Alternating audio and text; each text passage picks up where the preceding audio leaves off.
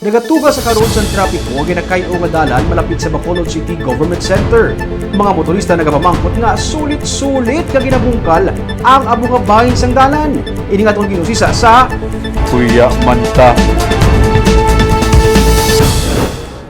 Basta gani peak hours, malawig ang pilahay sa mga salakyan sa circumferential road sa may area sa Bacolod City Government Center.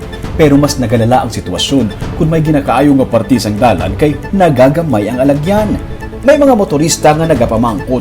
Daw sang san ulang man inigid bungkal kagin kaayo, subong ginbungkal na naman liwat. Sunod sa Chief sa Construction Section sa Department of Public Works and Highways sa Bacolod nga si Engineer Ferdinand Bagada, bulan pa sa Pebrero sa nagligad nga tuig na human kuntani ang ining proyekto. Pero giliwat ini obra sa contractor. Ang rason, ini bangod matapos ang pila ka bulan nga nahuman, may naglitik nga bahin sang dalan nga masami ginaagyan sa mga truck nga may mabugat nga karga. Mahuya ka sa kabakod sa bag-o nga dalan.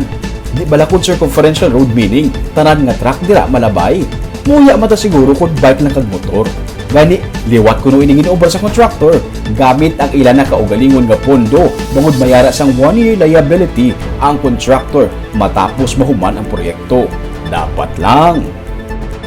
Sa pinasir ang repair mo kay kung wala lang ni gaulan. Gusto ginagani isang contractor bisan gabi sa third isang day. Double time sila. Gusto na nila na sir matapos mo para ma-avoid yung traffic at nakaproceed naman sila sa next nilang project. Suno kay Magada, malapit na lamang ini matapos o galing temporaryo nga nauntat bangod sa maulanon nga panahon. Kung mangin maayon na ang lakat sa panahon, mahimo nga matapos na ini sa madason nga semana. Bantayan niya na namon, sir.